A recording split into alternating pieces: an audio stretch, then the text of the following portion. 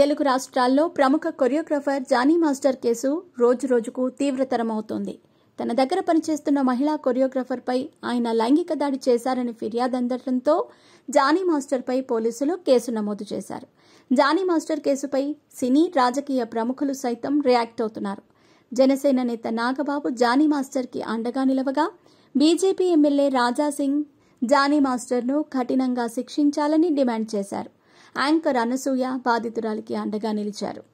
దీనిపై రాజకీయాలకు అతీతంగా అందరూ స్పందిస్తున్నారు. ఇప్పటికే ఇండస్ట్రీ నుంచి చాలా మంది మహిళా నటులు స్పందించగా, హీరోల్లో తొలిసారిగా మంచు మనోజ్ స్పందించారు. ఈ మేరకు సోషల్ మీడియా వేదికగా ట్వీట్ పెట్టారు. ఈ స్థాయికి రావటానికి జానీ మాస్టర్ ఎంతగా శ్రమించారో అందరికీ తెలుసు.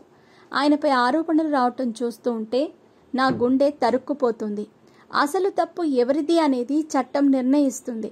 ఒక మహిళ ఆరోపణలు చేసినప్పుడు పారిపోవటం భావితరాలకు ప్రమాదకర తప్పుడు సమాచారం ఇచ్చిన వాళ్లవుతాం. ఈ కేసులో త్వరగా స్పందించిన హైదరాబాద్ పోలీసులను ప్రత్యేక కృతజ్ఞతలు తెలుపుకుంటున్నాను. మాస్టర్ తప్పు చేయకపోతే పోరాడండి అని మంచు మనోజ్ ట్విట్టర్లో పేర్కొన్నారు.